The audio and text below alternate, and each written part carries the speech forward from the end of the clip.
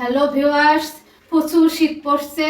শীতে তো বাইরে একদম কুয়াশা। আর দেখো আমি তো মোজা, সোয়েটার, চাদর সবকিছু পরে, তবু যেন আমার শীত কমছে না। তো কি করতে এসেছি দেখো, এটা কি তেলাপিয়া মাছ। এই মাছগুলো এখন কুটবো।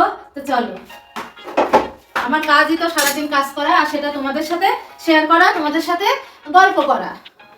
শোনেন, যেদিন আপনি নিজের সমস্যার কথা অন্য কাউকে বলতে গিয়ে থেমে যাবেন, সেদিন আপনি বুঝবেন যে আপনি আসল দুনিয়া দেখেছেন। যেদিন আপনি অনেক তিক্ত কথা শোনার পরেও উত্তর না দিয়ে হাসতে হাসতে চলে আসতে পারবেন, সেদিন বুঝবেন যে আপনি আপনাকে ভালোবাসতে শিখেছেন। অন্যের তিক্ত কথা যেদিন আপনি সাইডে রাখতে পারবেন, আপনি বুঝে নেবেন সেদিন আপনি নিজের যত্ন নিতে শিখেছেন। আপনি অনেক দামি, তাই নিজের কাছে নিজের দামটা বজায় রাখুন। সামনের দিকে লাফানোর জন্য এক পা কিন্তু পিছিয়ে যায়। তাই জীবন যখন আপনাকে পিছিয়ে দেবে, তখন আপনি ভেঙে পড়বেন না। বাধা বিপত্তি, সমস্যা, হাসি কান্না, সুখ দুঃখ মিলেই কিন্তু জীবন। এগুলো যদি না থাকতো তাহলে জীবনের কোনো মূল্যই থাকতো না। এই দুনিয়াটাই তো তাহলে স্বর্গ হয়ে যেত।